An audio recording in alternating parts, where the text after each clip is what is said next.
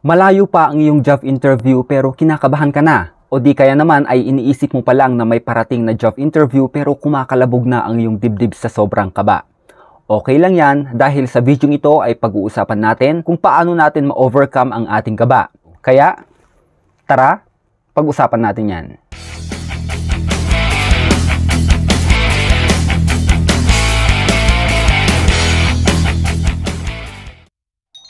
Normal lang po na makaramdam tayo ng kaba kung tayo ay may ine-expect na job interview. Pero bakit nga ba tayo kinakabahan? Hindi lang tayo kinakabahan dahil takot tayong mag-fail. Kinakabahan din tayo dahil gusto nating magtagumpay or gusto nating makapasa sa job interview. Kumbaga, hindi pa nangyayari ang interview pero nasa isip na natin ang kagustuhan nating matanggap sa trabaho. Iniisip mo na sana magawa mo ng maayos, na sana masagot mo lahat ng tanong, na sana hindi ka mahirapan, na sana matanggap ka, at dahil sa mga iniisip or inaasam nating ito, lumalabas or nagpaparamdam si kaba. Kaya yung ating nararamdaman na kaba ay makakatulong para tayo ay mag-succeed. Paano? Gamitin natin si kaba bilang reason para sa 3Ps. Plan, prepare, and practice. Para hindi ka kabahan sa darating na job interview, tandaan lang po natin ang 3Ps na ito. Plan. Planuhin mo ang mga gagawin mong steps. Kung ang aim mo or yung goal mo ay makapasa or makuha ang position na ina-applyan mo, kailangan mong magplano. Prepare. Paghandaan mo lahat ng mga kinakailangan para makuha ang role na ina-applyan mo. Hindi yung sasalang ka na lang sa interview nang hindi ka man lang naghanda.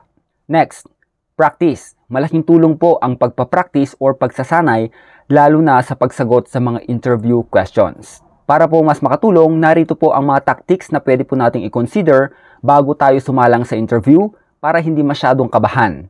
Tactic number 1. Paghandaan mo kung ano ang nagpapakaba sa'yo. Napag-usapan na po natin ito sa una nating tutorial. Kasama na dito ang paghahanda bago ka sumalang sa interview.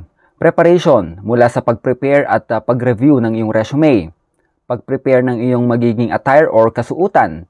Pag-set ng date, ibig sabihin mag-alarm ka kung kailan ang naiset na interview at magkaroon ng time management.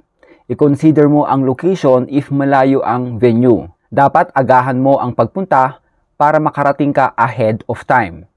Next, film yourself before the interview. Bago ang araw ng iyong interview, mag-practice po tayo. Humarap ka sa iyong camera at i-video mo ang iyong sarili na para bang nakaharap ka sa totoong HR or manager. Sa pamamarang ito ay naisiset mo ang iyong sarili at napapractice mo na ang mga importanteng factors for your interview gaya ng tamang pag-upo, tindig, eye-to-eye contact, volume of voice, and the most important thing is to practice the way you answer different interview questions. Para pagdating sa actual na interview, hindi ka na maninibago kasi na-practice mo na. Isipin or alamin mo kung ano ba talaga ang nakakapagdulot sa'yo ng kaba and then plan ahead. Kung kinakabahan ka dahil iniisip mo na itatanong sa'yo ang mahirap na tanong, then paghandaan mo. Gawan mo ng sagot at try mong isagot sa harap ng camera. Again, isipin mo na ang video camera mo ay yung actual na interviewer at sagutin mo ang mga tanong na alam mong itatanong sa'yo with confidence. Habang nakaharap ka sa camera, makikita mo yung sarili mo. Mukha ka bang presentable habang sumasagot? Mukha ka bang kinakabahan? I-practice mo kung paano magmukhang confident. Smile and calm down while answering the questions. Ayan, so bago po natin ipagpatuloy ang ating tutorial ay ini-invite ko po kayong i-like ang video ito kung sa tingin mo ay very helpful sa'yo. And then ini-invite ko din po kayong mag-subscribe sa ating YouTube channel and pakiclick na rin po yung bell notification para mas ganahan po akong mag-create or gumawa ng iba't ibang mga contents gaya nito para mas marami pa po tayong matulungan. Tactic number 2, practice answering interview questions. So again, try mong mag-list down ng mga possible interview questions yung mga alam mong maaaring itanong sa'yo. Or balikan mo yung mga interview questions na napag-usapan na natin dati. Makikita po natin yan sa ating playlist dito sa aking YouTube channel, Usapang Trabaho. Marami pong examples dyan at may mga concrete answers. Again, list down possible interview questions and try to create answer.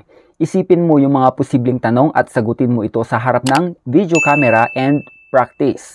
Pwede ding mag-practice ka na ikaw lang, yung lakasan mo ang yung boses sa pagsagot, yung naririnig mo ang yung sarili na kunwari ay kausap mo or sumasagot ka sa totoong job interviewer. Or kung may kaibigan ka, kapatid, or may kasama ka sa bahay na pwedeng tumulong sa'yo habang nagpa-practice, do it. Kung wala naman, wala tayong ibang choices, humarap ka sa salamin at mag-practice ka. Pwede din po yun. Kahit hindi mo i-memorize yung buong sagot mo, pero mag-create ka ng mga bullet points. Halimbawa, ang inihanda mong interview question ay tungkol sa tell something about yourself. Hindi kinakailangang i-memorize mo yung buong paragraph. Instead, mag-bullet points ka lang. Ano ba yung mga important points, important words, keywords, or yung mga power words na pwede mong gamitin sa pagsagot sa tanong na ito. Huwag yung buong paragraph, baka mas lalong mawala ka kapag i-memorize mo yung buo. Okay, ano nga ba yung mga iba't ibang interview questions na maaaring itanong sa'yo? Pwede yung mga tell something about yourself, why are you interested in this position or role? Why should we hire you? What are your strengths? What is your expected salary? What is your greatest strength and worst weakness? Why did you leave your last job? Mga ganyan. Lahat po yan ay mapapanood sa aking playlist. Again, visit my YouTube channel at i-click ang playlist na Usapang Trabaho. Marami po tayong matututunan dyan. Tactic number 3.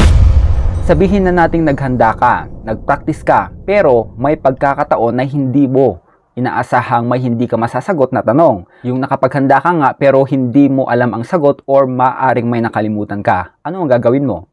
Dapat lang ay alam natin kung paano lusutan. Dapat alam lang natin kung paano i-handle or i-manage ang ganitong situation. Ayan, so napag-aralan na po natin yan before pero uulitin po natin.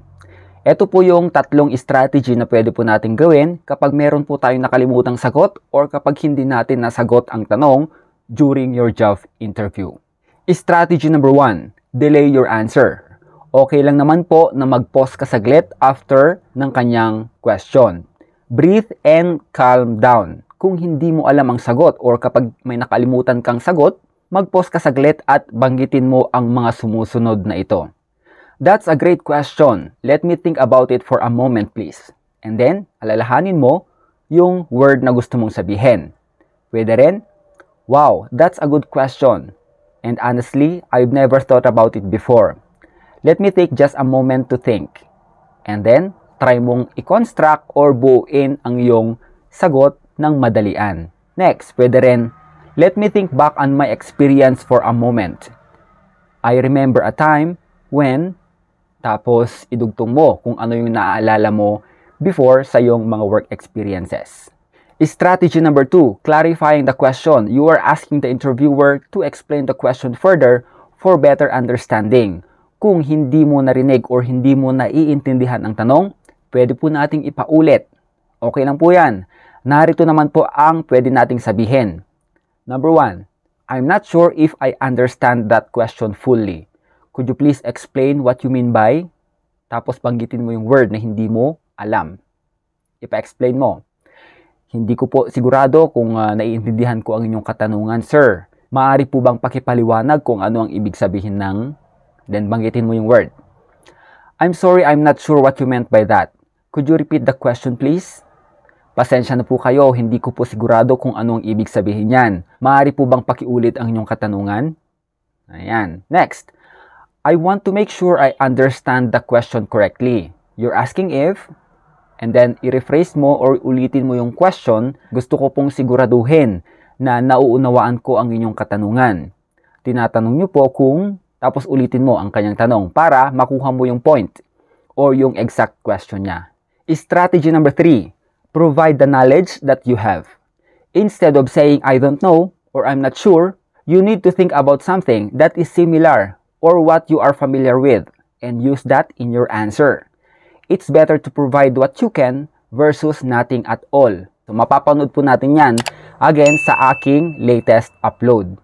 Yun po ang mga tactics na pwede po natin gamitin or i-consider para mabawasan kahit papano ang ating kaba bago po tayo sumalang sa job interview. Yun lamang po sa araw na ito. My name is Dao and thank you for watching.